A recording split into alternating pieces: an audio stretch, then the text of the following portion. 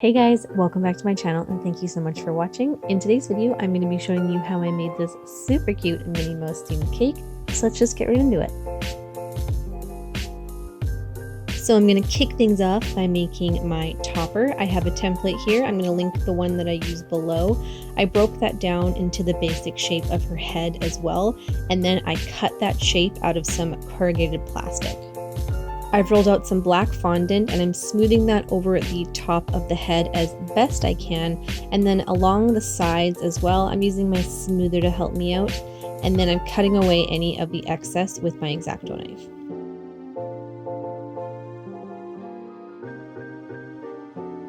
You want to make sure the sides are covered here. If you're having any issues with it sticking to the top of the plastic, you can add a little bit of shortening or piping gel and it just glues right on there. I went around and just cleaned up any of the rough edges, smoothed it out, got into all the little nooks and crannies, and you can see the back here is not covered at all, so I'm going to fix that in 1 second. I basically did the exact same thing on the other side, and then I just ran my finger over the seam where the black fondant met, just trying to smooth it out as best I could. Next, I'm breaking down my template into the larger pieces like the face and the bow, and then rolling out some ivory fondant. I'm going to cut out the face shape, and I just added a little bit extra on the top there. You can see where it cuts off. And because I was going to be doing a little bit of shaping with my fondant, I did roll it out a little bit thicker than I normally would. Nothing crazy, about 1/4 of an inch, I'd say. I used my template to place that down, again just using a little bit of shortening to attach, and just smooth down any rough edges. I'm tracing over the features on my template using my X-Acto knife, and then with my soft fondant tool, I'm just going in and deepening those lines.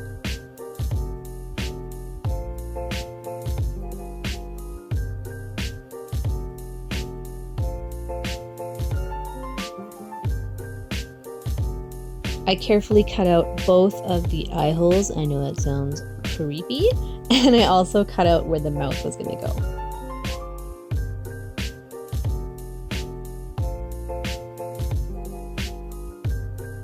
I started to add the rest of the features using my template.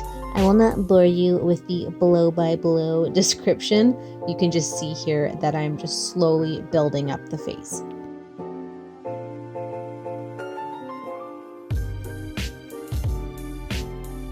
I did the exact same thing with her bow using my template to cut out the shape, and then once I added that line in the top there, I just used my finger to smooth it down towards the top, because this is going to help me create more of like a 3D effect.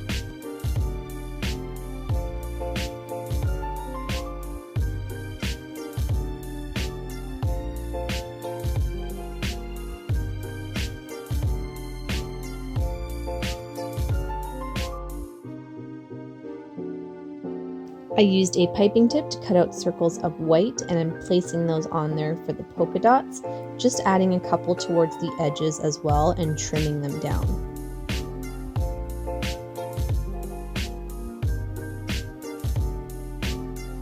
Before I add the bow, I'm going to go over all the lines I made on the face with some black color dust and a fine tip paintbrush that I've just used the crap out of. So it's kind of fluffy but also kind of fine tipped.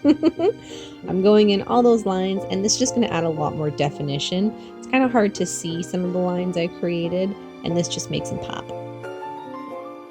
I used a really fine tip paintbrush to go around the eyes, and then I also used that same paintbrush to draw on the eyelashes.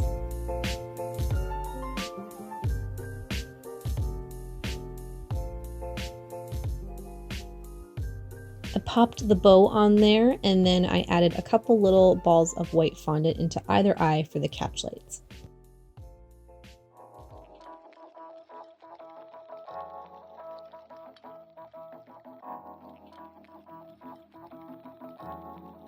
To make the ruffles for my cake, I'm rolling out some white fondant, and I have a flower cutter here, and I just punched out about a zillion of them.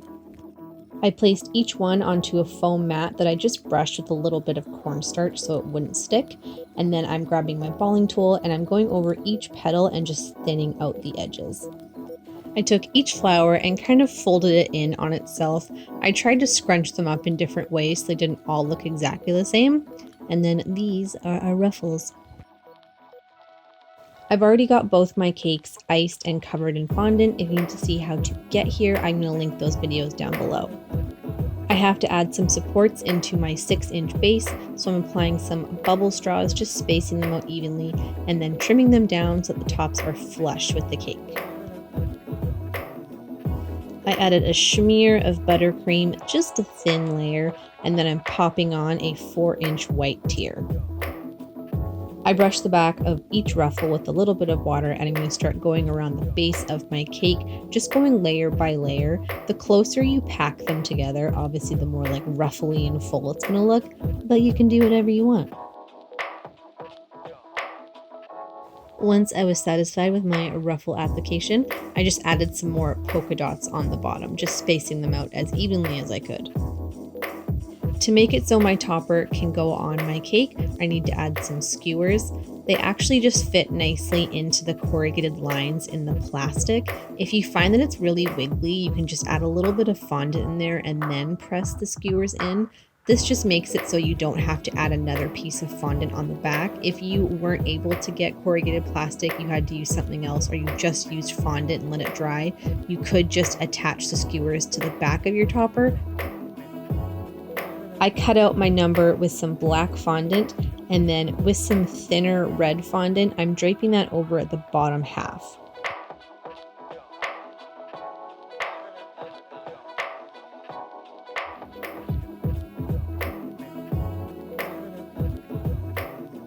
I cut out 2 circles for the ears and then just took a notch out of each one so they'd fit nice and snug against the top of that too. I made a teeny little bow for the top and then started adding my polka dots.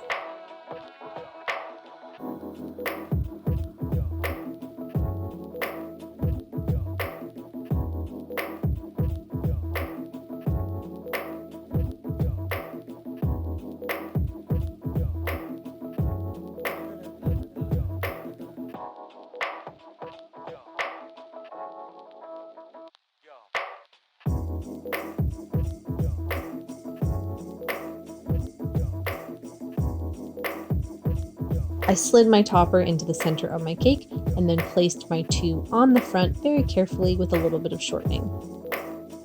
And then to finish it off, I'm just rolling out some white balls of fondant and adding them to the base of my 4-inch tier.